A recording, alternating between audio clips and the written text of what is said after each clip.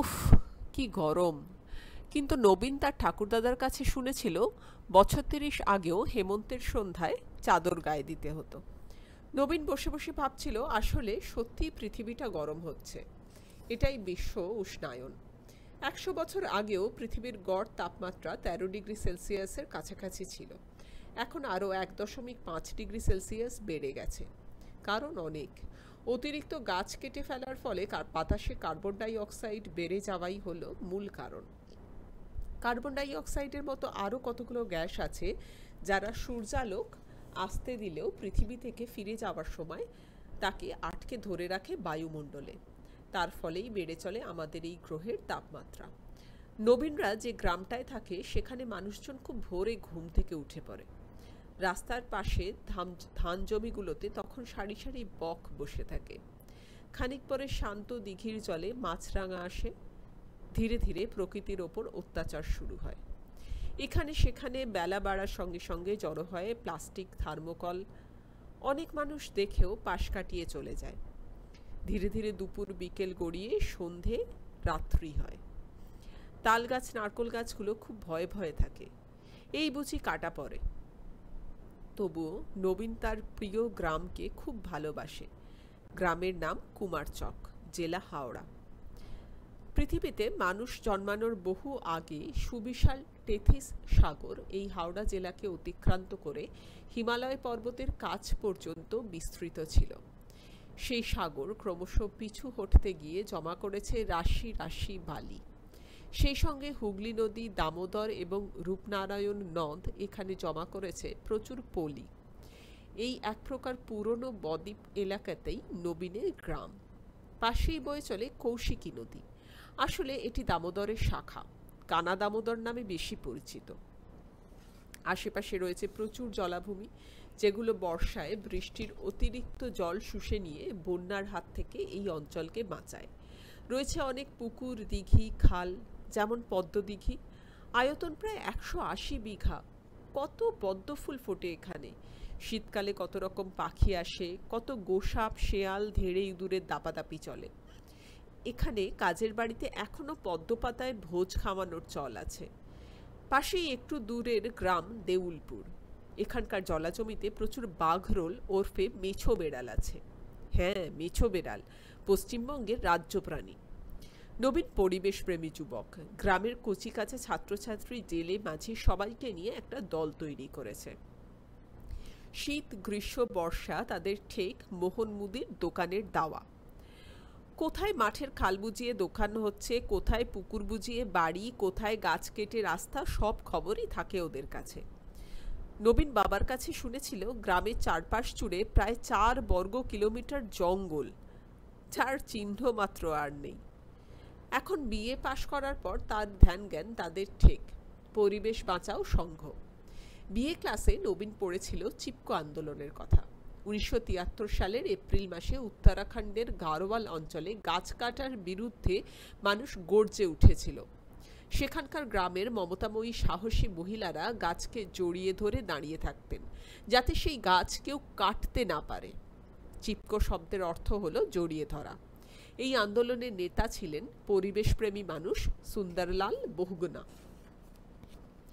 এই একই রকম একটি আন্দোলন দক্ষিণ ভারতের কর্ণাটকের সিরসি নামে একটি স্থানে ঘটেছিল, যার নেতৃত্বে ছিলেন পাণ্ডুরাও হেগড়ে। এরা সবাই নবীনের জীবনের আদর্শ। নবীন একদিন গ্রামের সবাইকে ডেকে বলেছিল নর্মদা বাঁচাও আন্দোলনের কথা।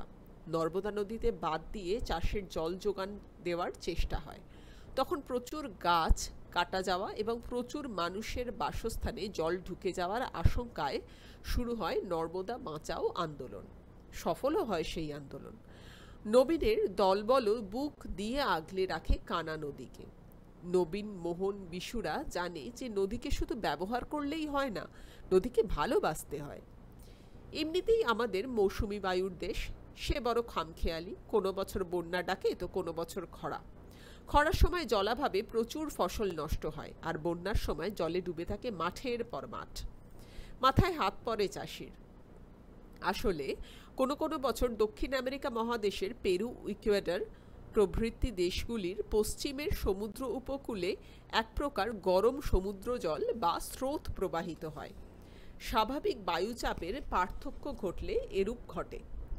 এই গরম জলের স্রোতকে স্থানীয় জেলেরা বলেন এল নিনো, যার অর্থ খ্রিস্ট শিশু। যদিও স্প্যানিশ ভাষায় নিনো কথার অর্থ ছোট ছেলে। এই এল নিনোর প্রভাবেই আমাদের দেশে কোনো কোনো বার মৌসুমি বায়ুতে বৃষ্টি কম হয় আর খরা হয়। নবীনদের এই পুরো এলাকায় তখন চাষের জল যোগান দেয় কানা নদী। এইসব সাত সমুদ্র ভাবতে ভাবতে নবীনের মনে পড়ে যায় মুকুজ্জে পুকুরের কথা। গ্রামের ইতিহাসে প্রায় 200 বছরের পুরনো এক জলাশয়। কিছুদিন আগেও সেখানে প্রায়ই ফেলা হচ্ছিল নোংরা আবর্জনা, মাটি, প্লাস্টিকের প্যাকেট ইত্যাদি। হঠাৎ একদিন সকালে পুকুর পাড়ের আম গাছটা অদৃশ্য। খুব দুঃখ পেল নবীন। ওই গাছে এক ঝাঁক শালিক আর বুলবুলি থাকত। নবীন তার সঙ্গী সাথীদের ডেকে নিল। তারা সংকল্প করল বাঁচাতেই হবে এই পুকুর। এলাকায় প্রায় সর্বত্র ছেয়ে গেল পোস্টার, গাছ বাঁচাও, প্রাণ বাঁচাও, জলাভূমি বাঁচালে আমরা বাঁচব, আরও কত কি। পাশে পেল গ্রামের প্রবীণদের। মূল সমস্যা হচ্ছে গ্রামের মানুষের দৈনন্দিন আবর্জনা ফেলার কোনো রকম ব্যবস্থা নেই। গ্রামের পঞ্চায়েতের সদস্যরাও কেউ কেউ নবীনকে সমর্থন করলেন। তারা পৌরসভার মতো করে বাড়ি বাড়ি থেকে ময়লা সংগ্রহ করা ও সেগুলোকে গর্ত করে ল্যান্ডফিল পদ্ধতিতে মাটিতে মিশিয়ে দেওয়ার বিষয়ে কাজ শুরু করলেন। তবে এই ল্যান্ডফিল বা ভরাটকরণ করা উচিত বসতিহীন কোনো ফাঁকা স্থানে। সরকারি জমি না পাওয়া গেলে মানুষকেই এগিয়ে আসতে হবে, প্রয়োজনের জমি সন্ধান করতে হবে। যাই হোক, পুকুরটিকে সে যাত্রায় দূষণমুক্ত করা গিয়েছিল। 5ই জুন বিশ্ব পরিবেশ দিবসে সেই বছর কলেজের অধ্যাপক সুশীলবাবু নবীনকে সংবর্ধনা দিয়েছিলেন। নবীনের বুক ভরে উঠেছিল আনন্দে। এইরকমই বিভিন্ন ইনফরমেশন নিয়ে আর একটা গল্পের স্রোত নিয়ে এই বইটা তৈরি। খুব ছোট্ট বই, বাচ্চাদের পড়ার জন্য উপযোগী এবং বেশ অনেকটা ইনফরমেটিভ। আপনারা যদি চান এই বইটি সংগ্রহ করতে পারেন।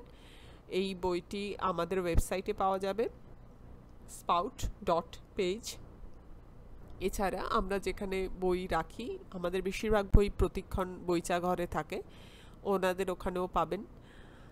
তো দেখুন, বইটি যদি ভালো লাগে তাহলে সংগ্রহ করবেন। আর পরিবেশ বিষয়ে সতর্ক এবং সচেতন থাকবেন। কারণ কি জানেন তো, হয়তো সমাজের কোনো স্তরই এই পরিবেশ ধ্বংসের হাত থেকে বাঁচতে পারবে না। অসুখ বিসুখ বাড়বে যদি পরিবেশ ধ্বংস হয়, বা এখন যেরকম হচ্ছে, এই নোংরা আবর্জনা থেকে বিভিন্ন রকমের জার্মস ছড়াবে, যে জার্মগুলো আর অ্যান্টিবায়োটিকে কাজ দেবে না জার্মগুলো খতম করাতে। ফলে এবং যদি ভাবেন যে শহরে থাকার ফলে অনেক রকম সুযোগ সুবিধা পেয়ে আপনারা এই জায়গাটা থেকে বেরিয়ে আসতে পারবেন, তা কিন্তু নয়। আসলে যারা অনেক হার্ডশিপের মধ্যে দিয়ে যায়, চাষবাস করে খায়, তারা হয়তো খানিকটা সেফ, কারণ তাদের সেই কষ্ট করার অভ্যাসটা আছে। তারা নিজেদের জন্য পেস্টিসাইড ছাড়া চাষ করতে পারবে, এনকেপি ছাড়া চাষ করতে পারবে। কিন্তু তারা যখন বাজারজাত করবে, সেটা তো তাদের মুনাফা হিসেবে করবে। ফলে তারা বেশি ফলানোর জন্য বিভিন্ন রকমের কেমিক্যাল, সার ইত্যাদি দেবে, সেটাই স্বাভাবিক। এর ওপরে তো শাকে বোঝার ওপর শাকের আটির মতন জেনেটিক্যালি মডিফাইড বীজ ইত্যাদি আছে, সেগুলো যে চোরাপথে আসছে না বা হচ্ছে না। তাছাড়াও জেনেটিক্যালি মডিফাইড না হলেও বিভিন্ন ধরনের এক্সপেরিমেন্ট করা হয়, যেগুলো সবসময় মানে খুব ভালোভাবে তার স্ট্যাটিস্টিক্যাল ভ্যালিডিটি আছে সেরকমও নয়। তো আস্তে আস্তে মানে আমরা যারা পেরিফেরাল সিস্টেমে অভ্যস্ত, যারা কিনে খাই, অসুবিধাটা তাদের বেশি। মানে কোনো কিছুই সাহায্য করবে না যদি পরিবেশ ধ্বংস হয়ে যায়। একমাত্র চাষবাসটাই হয়তো সাহায্য করতে পারে, তাও সেটা যদি সঠিক পদ্ধতিতে করা হয়, মানে মুনাফার কথা না ভেবে পরিবেশের কথা ভেবে করা হয় তবেই। ধন্যবাদ।